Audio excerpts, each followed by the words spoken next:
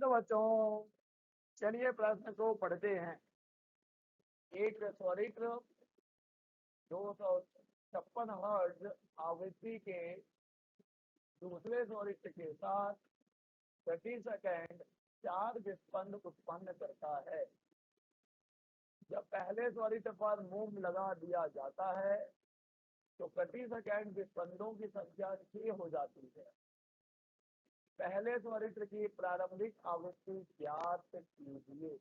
पहले स्वरित्र की प्रारंभिक आवृत्ति ज्ञात कीजिए। तो चलिए बच्चों, सबसे पहले हम लिख लेंगे मूल अवधारणा। इस पर की तो बच्चों मैं लिख रहा हूँ मूल अवधारणा। यह प्रश्न आधारित है बच्चों विस्पंद पर। विस्पंद पर हम जानते हैं कि विस्पंद क्या होता है। विस्पंद विस्पंद ध्वनि तरंगों के अध्यारोपण पर आधारित एक परिघटना है, जिसमें कि किसी माध्यम में दो ध्वनि तरंगें जो एक ही दिशा में चल रही हो और इनकी आवृत्तियां लगभग समान हो। लगभग समान आवृत्ति, लगभग समान आवृत्ति। ठीक है बच्चों। तो जब दो ध्वनि तरंगें एक ही दिशा में चलने वाली जिनकी आवृत्तियां लगभग समान है अध्यारोपित होती हैं, तो क्या होगा बच्चों, उनकी अध्यारोपण के फलस्वरूप माध्यम के किसी बिंदु पर ध्वनि की तीव्रता में आवर्ती परिवर्तन होता है। ध्वनि की तीव्रता में आवर्ती परिवर्तन होता है। और बच्चों इस परिघटना को ही कहा जाता है विस्पंद। तो बच्चों विस्पंद हम समझ चुके हैं कि विस्पंद क्या है, क्या होता है विस्पंद। विस्पंद ध्वनि तरंगों के अध्यारोपण पर आधारित एक ऐसी परिघटना जिसमें एक ही दिशा में चलने वाली दो ध्वनि तरंगें जिनकी आवृत्तियां लगभग समान है जब अध्यारोपित होती हैं तो माध्यम के किसी बिंदु पर ध्वनि की तीव्रता में आवर्ती परिवर्तन होता है और यही कहलाता है विस्पंद। बच्चों जो विस्पंद की आवृत्ति होती है, विस्पंद की आवृत्ति दोनों तरंगों की आवृत्तियों के अंतर के बराबर होती है। विस्पंद आवृत्ति क्या होगी बच्चों, विस्पंद की आवृत्ति दोनों ध्वनि तरंगों की आवृत्तियों के अंतर के बराबर होती है। बच्चों इस प्रश्न को हल करने के लिए एक मूल अवधारणा हमें और पता होना चाहिए, एक बेसिक कॉन्सेप्ट हमें और पता होना चाहिए, इसके बिना हम यह प्रश्न नहीं कर पाएंगे बच्चों। वो बात ये है बच्चों कि जब किसी स्वरित्र की भुजा पर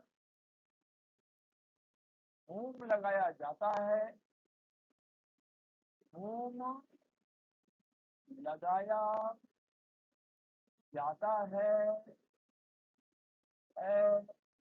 तो उसकी आवृत्ति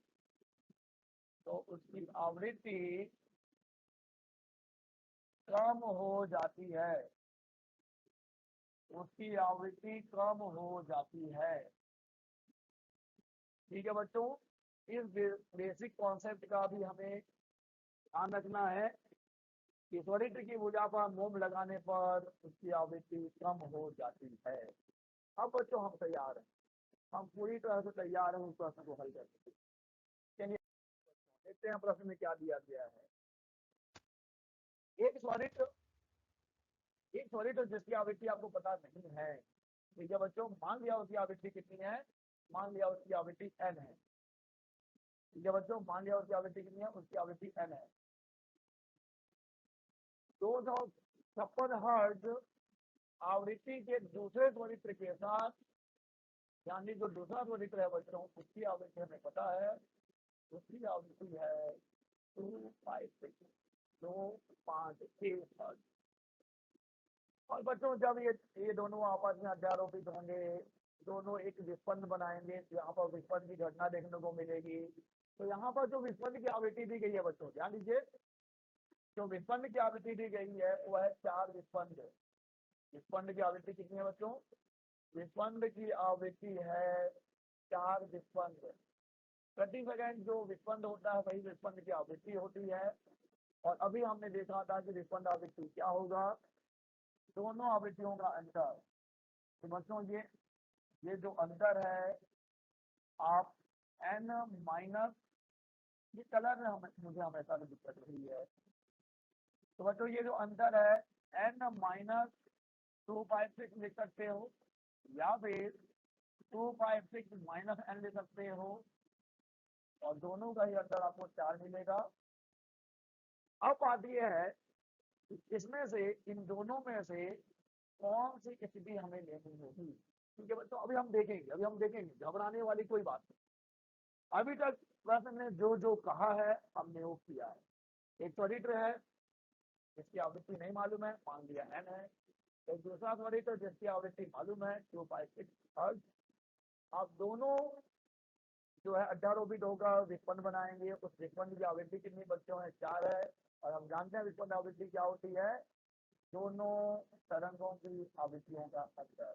तो ये अंतर ऐसा भी हो सकता है, ये अंतर ऐसा भी तो हो सकता है। ठीक है बच्चों, देखते हैं। अब आगे देखिए बच्चों, प्रश्न क्या कह रहा है कि जब पहले त्वरित्र पर मोम लगा दिया जाता है, हमें मालूम है कि जब पहले त्वरित्र पर जब हम मोम लगाएंगे, जब हम पहले त्वरित्र पर बच्चों मोम लगाएंगे तो उसकी आवृत्ति क्या हो जाएगी बच्चों? उसकी आवृत्ति कम हो जाएगी। अभी हमने अपने मूल अवधारणा में पढ़ा है कि मोम लगाने पर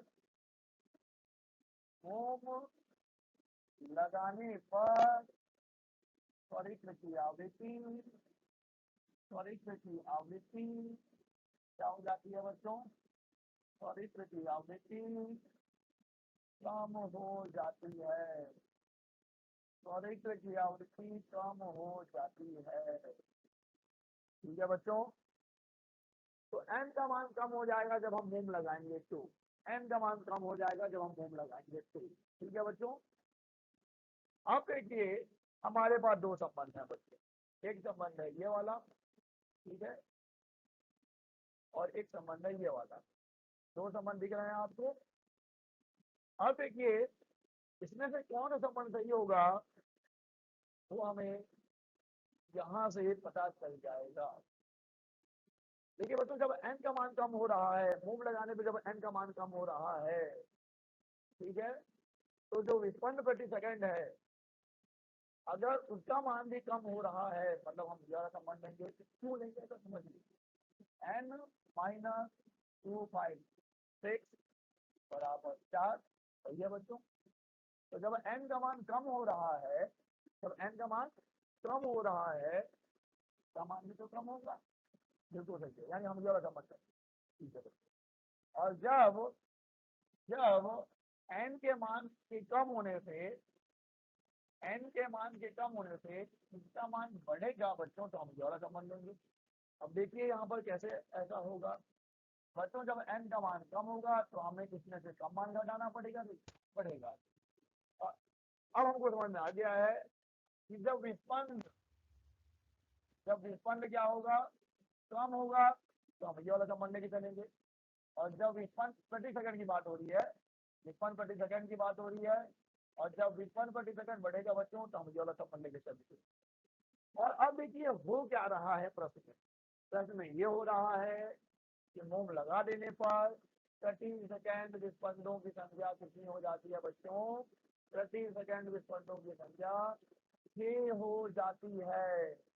तब पहले त्वरित्र की प्रारंभिक आवृत्ति ज्ञात करना है।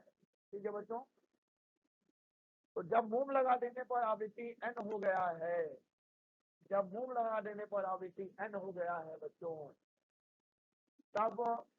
तब प्रति सेकंड विस्पंद कितने हो गए बच्चों? देखिए तब प्रति सेकंड विस्पंद हो गए हैं 6, यानी विस्पंद बढ़ गया है, यानी कि हमको ये वाला संबंध के करना पड़ेगा। जाएगा, यानी कि 256 माइनस एन बराबर कितना हो गया बच्चों, 6 मिल गया।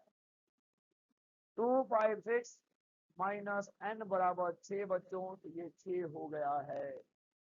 ठीक है बच्चों, तो यहाँ पर देखिए ये कितना आ जाएगा बच्चों, जब हम घटाएंगे तो अच्छा ये एन उधर आगे प्लस जाएगा माइनस, यानी कि यहाँ पे एन बराबर आ जाएगा 250। लेकिन क्या ये सही उत्तर है? नहीं, बिल्कुल सही उत्तर नहीं है, क्योंकि यहाँ पे जो मैंने एन निकाला है बच्चों, ये मोम लगाने के बाद की आवृत्ति है। ये मोम लगाने के बाद की आवृत्ति है। हमको मोम लगाने से पहले की आवृत्ति चाहिए, तो हम ये वाला संबंध ले लेंगे, एकदम डायरेक्ट आंसर आ जाएगा। क्या करने वाले हैं बच्चों, 256 माइनस एन बराबर 4, यानी एन बराबर 256 माइनस 4, यानी एन बराबर 252 हर्ट्ज। 252 हर्ट्ज, ये है बच्चों पहले स्वरित की प्रारंभिक आवृत्ति। ठीक है बच्चों, अगर मान लीजिए एन बराबर मैं ये वाला संबंध लेके चलता हूँ, ये वाला संबंध, तो बच्चों कितना आ जाएगा, 260 आ जाएगा, 260 आ जाएगा। लेकिन क्या ये मेरी इस हालात को सेटिस्फाई कर रहा है, मेरी कंडीशन को सेटिस्फाई कर रहा है? तो जवाब बच्चों बिल्कुल नहीं। क्यों नहीं है? क्योंकि देखिए जब मोम लगा रहे हैं, जब मोम लगा रहे हैं तो क्या होगा बच्चों, वो सॉलिटर की आवृत्ति तो कम हो जाएगी, और जब सॉलिटर की आवृत्ति कम होगी बच्चों, तो हमें मालूम है कि प्रति सेकंड विस्फोटों की संख्या क्या होती है, बढ़ती है। लेकिन यहाँ पे आप क्या बता रहे हैं कि मोम लगा देने पर आवृत्ति बढ़ गई है, तो 60 हो गई है। ऐसा तो संभव नहीं है ना बच्चों, मोम लगाने से आवृत्ति कम होती है, तो हम क्या लिखेंगे, 252 हर्ट्ज लिखेंगे, 252 हर्ट्ज। आशा करते हैं आपको समझ आया होगा। धन्यवाद।